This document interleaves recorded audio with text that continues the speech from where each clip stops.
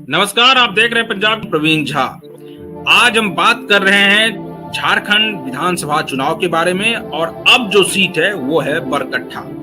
बरकट्ठा विधानसभा seat पर ये कहा जाता है कि यहाँ एक ही गांव का कब्जा है। यानी अब एक ही गांव का कब्जा मैं इसलिए बोल रहा हूँ क्योंकि यहाँ एक ही गांव के दो परिवार ऐसे हैं जो लगातार उन्हीं के घर से किसी न किसी व्यक्ति का इस विधानसभा सीट पर कब्जा रहा है। इस बार भी स्थिति वही है कि भारतीय जनता पार्टी ने अमित यादव को मैदान में उतारा है और यहां से झारखंड मुक्ति मोर्चा ने जानकी यादव को मैदान में उतारा है। इन्हीं दोनों परिवारों का कब्जा रहा है, इसीलिए इनको कहा जाता है कि एक तरह से कि ये चाचा भतीजा की जोड़ी जो है यही इन्हीं से बरकट्ठा सीट को भी जाना जाता है। इस सब पर हम लोग चर्चा करेंगे। विकास जी इस वक्त हमारे साथ जुड़े हुए हैं, लेकिन एक बार आपको पिछले 3 चुनाव परिणामों के आंकड़ों को दिखा देते हैं, उसमें क्या रहा था। क्योंकि अभी जो अमित यादव जी हैं ये पिछली बार निर्दलीय चुनाव जीते थे, इसलिए उस पर भी एक नजर डाल देते हैं।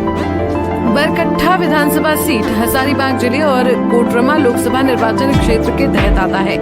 2005 में हुए विधानसभा चुनाव में बरकट्ठा सीट से बीजेपी कैंडिडेट चितरंजन यादव ने जीत हासिल की थी। 2009 में हुए चुनाव में यहां से बीजेपी कैंडिडेट अमित कुमार ने जीत का परचम लहराया था। 2014 के चुनाव में जेवीएम कैंडिडेट जानकी प्रसाद यादव ने विरोधियों को चुनाव में मात दिया था। 2019 के विधानसभा चुनाव में निर्दलीय कैंडिडेट अमित कुमार यादव ने बरकट्ठा सीट पर जीत हासिल की थी। इस बार चुनाव से पहले अमित कुमार यादव बीजेपी में शामिल हुए हैं, इसलिए बरकट्ठा सीट पर बीजेपी कैंडिडेट अमित कुमार यादव का चुनाव लड़ना तय माना जा रहा है। वहीं 2019 के विधानसभा चुनाव में निर्दलीय कैंडिडेट अमित कुमार यादव ने 72,572 वोट लाकर जीत हासिल की थी। वहीं BJP candidate Janaki Prasad Yadav 47,760 vote लाकर दूसरे स्थान पर रहे थे। इस लिहाज से अमित कुमार यादव ने जानकी प्रसाद यादव को 24,812 वोट से हराया था, तो जेवीएम कैंडिडेट बटेश्वर प्रसाद महतो 33,526 वोट लाकर तीसरे स्थान पर रहे थे। तो वहीं 2014 के विधानसभा चुनाव में जेवीएम कैंडिडेट जानकी प्रसाद यादव ने बीजेपी के अमित कुमार को हराकर जीत हासिल की थी। जानकी प्रसाद यादव कुल 63,336 वोट लेकर पहले स्थान पर रहे थे। दूसरे स्थान पर रहे बीजेपी कैंडिडेट अमित कुमार को 55,129 वोट मिले थे। वहीं जेएमएम के दिगंबर कुमार मेहता 19,282 वोट के साथ तीसरे स्थान पर रहे। तो वहीं 2009 के विधानसभा चुनाव में बीजेपी कैंडिडेट अमित कुमार ने जेवीएम के जानकी प्रसाद यादव को हराकर जीत हासिल की थी। अमित कुमार कुल 39,485 वोट के साथ पहले स्थान पर रहे थे। वहीं दूसरे स्थान पर रहे जेवीएम के जानकी प्रसाद यादव जिन्हें 30,117 वोट मिले थे। तो वहीं एसपी कैंडिडेट दिगंबर कुमार को 21,119 वोट मिले थे और इसी के साथ वो तीसरे स्थान पर रहे थे।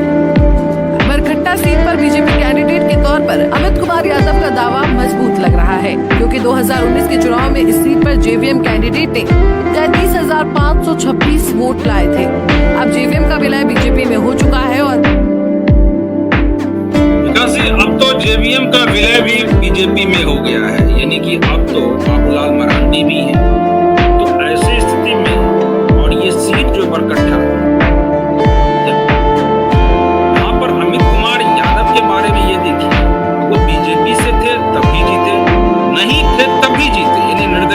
भी जीते और निर्दलीय में भी बहुत ही एक प्रकार से विधानसभा चुनाव के लिहाज से अगर उस आंकड़े को देखें तो 24,000 का अंतर जो होता है वो बहुत ज्यादा होता है।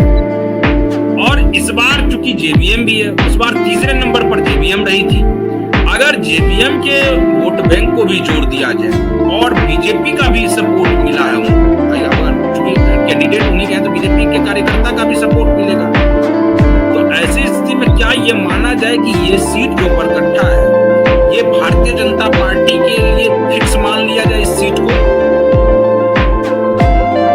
फिक्स तो कहना बड़ा मुश्किल है, लेकिन निश्चित रूप से अमित कुमार यादव का दावा जो है काफी मजबूत लग रहा है।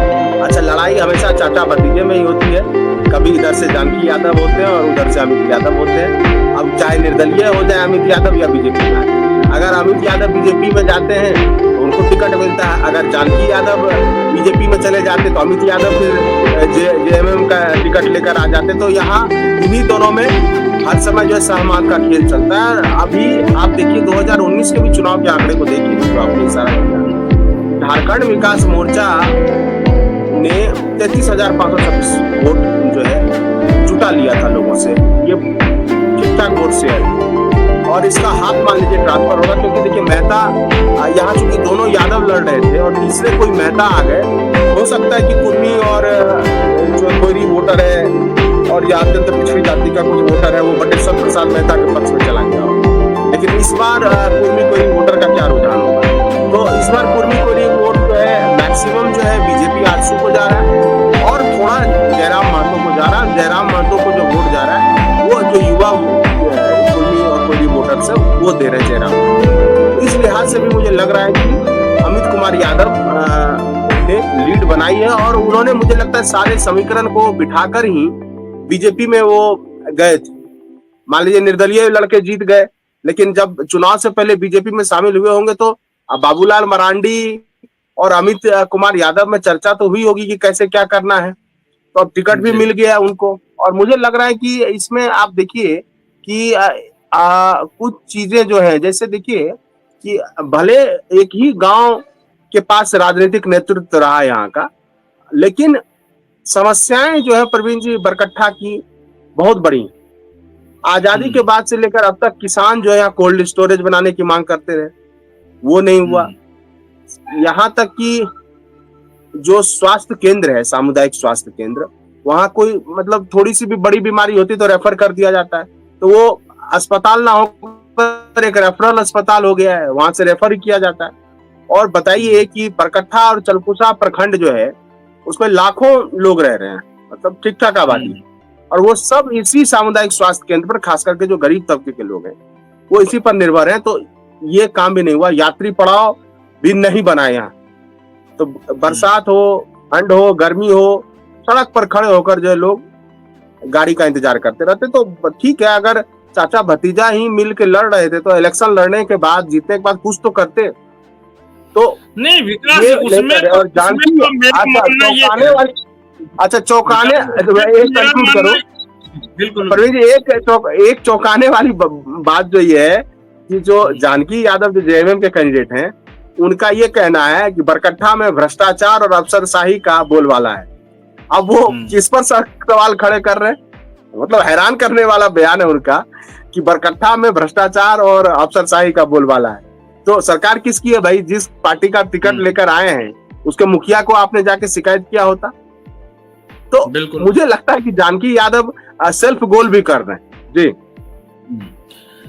विकास जी, मेरा मानना तो ये है कि अब जो ये लोग कहते हैं कि विकास नहीं हुआ या कुछ नहीं हो पा रहा है उनके एरिया में, तो ये किसी नेता पर बोलना या ना बोलना अब ये बेईमानी सा लगता है, क्योंकि सभी को पता है कि जीत कर कोई भी आए वो सिर्फ अपने लिए ही जीते हैं।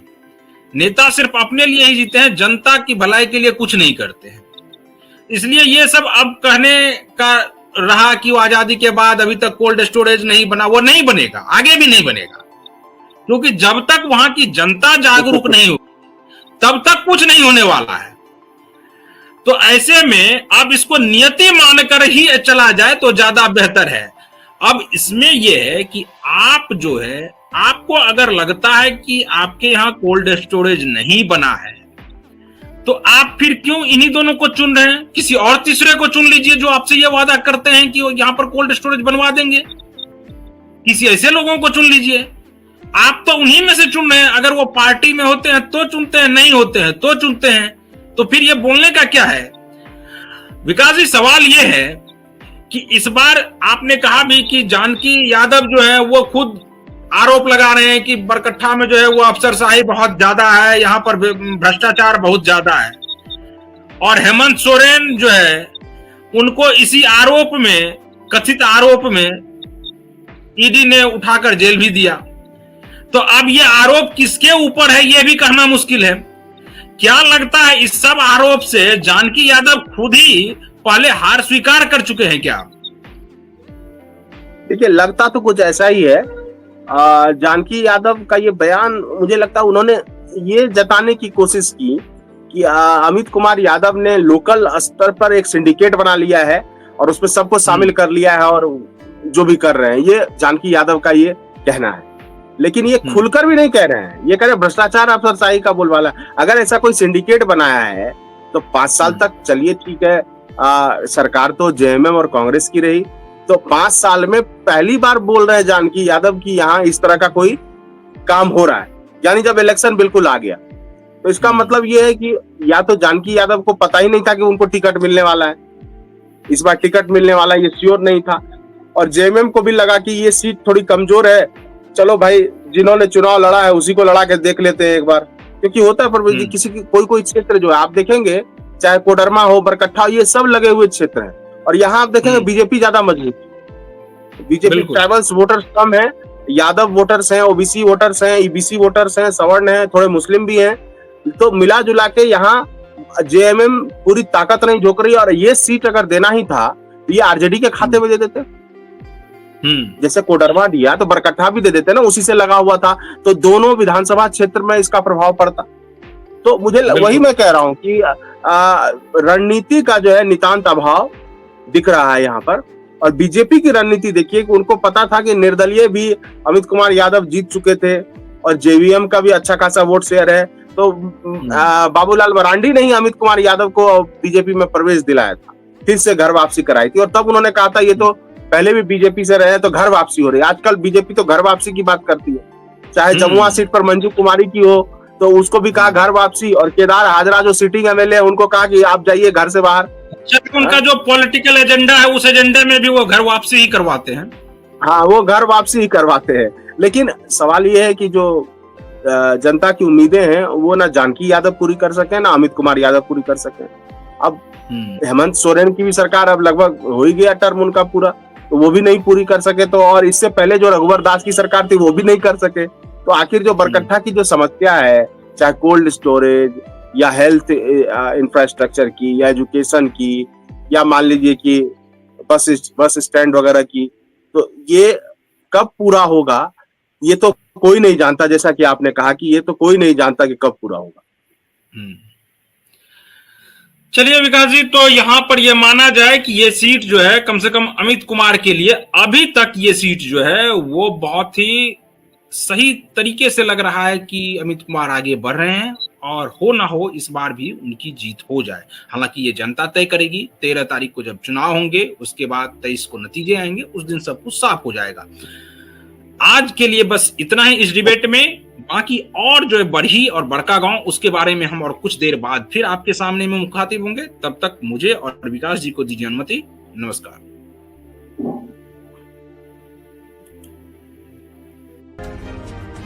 बरकट्ठा विधानसभा सीट हजारीबाग जिले और कोडरमा लोकसभा निर्वाचन क्षेत्र के तहत आता है। 2005 में हुए विधानसभा चुनाव में बरकट्ठा सीट से बीजेपी कैंडिडेट चितरंजन यादव ने जीत हासिल की थी। 2009 में हुए चुनाव में यहां से बीजेपी कैंडिडेट अमित कुमार ने जीत का परचम लहराया था। 2014 के चुनाव में जेवीएम कैंडिडेट जानकी प्रसाद यादव ने विरोधियों को चुनाव में मात दिया था। 2019 के विधानसभा चुनाव में निर्दलीय कैंडिडेट अमित कुमार यादव ने बरकट्ठा सीट पर जीत हासिल की थी। इस बार चुनाव से पहले अमित कुमार यादव बीजेपी में शामिल हुए हैं, इसलिए बरकट्ठा सीट पर बीजेपी कैंडिडेट अमित कुमार यादव का चुनाव लड़ना तय माना जा रहा है। वहीं 2019 के विधानसभा चुनाव में निर्दलीय कैंडिडेट अमित कुमार यादव ने 72,572 वोट लाकर जीत हासिल की थी। वहीं BJP candidate Janaki Prasad Yadav 47,760 vote लाकर दूसरे स्थान पर रहे थे। इस लिहाज से अमित कुमार यादव ने जानकी प्रसाद यादव को 24,812 वोट से हराया था, तो जेवीएम कैंडिडेट बटेश्वर प्रसाद महतो 33,526 वोट लाकर तीसरे स्थान पर रहे थे। तो वहीं 2014 के विधानसभा चुनाव में जेवीएम कैंडिडेट जानकी प्रसाद यादव ने बीजेपी के अमित कुमार को हराकर जीत हासिल की थी। जानकी प्रसाद यादव कुल 63,336 वोट लेकर पहले स्थान पर रहे थे। दूसरे स्थान पर रहे बीजेपी कैंडिडेट अमित कुमार को 55,129 वोट मिले थे। वहीं जेएमएम के दिगंबर कुमार मेहता 19,282 वोट के साथ तीसरे स्थान पर रहे। तो वहीं 2009 के विधानसभा चुनाव में बीजेपी कैंडिडेट अमित कुमार ने जेवीएम के जानकी प्रसाद यादव को हराकर जीत हासिल की थी। अमित कुमार कुल 39,485 वोट के साथ पहले स्थान पर रहे थे। तो वहीं दूसरे स्थान पर रहे जेवीएम के जानकी प्रसाद यादव, जिन्हें 30,117 वोट मिले थे। तो वहीं एसपी कैंडिडेट दिगंबर कुमार को 21,119 वोट मिले थे और इसी के साथ वो तीसरे स्थान पर रहे थे। बरकट्टा सीट पर बीजेपी कैंडिडेट के तौर पर अमित कुमार यादव का दावा मजबूत लग रहा है, क्योंकि 2019 के चुनाव में इस सीट पर जेवीएम कैंडिडेट ने 33,526 वोट लाए थे। अब जेवीएम का विलय बीजेपी में हो चुका है और बाबूलाल मरांडी ही बीजेपी के प्रदेश अध्यक्ष हैं। इसलिए बरकट्टा में भगवा पार्टी की हालत काफी मजबूत लग रही है। Bureau report.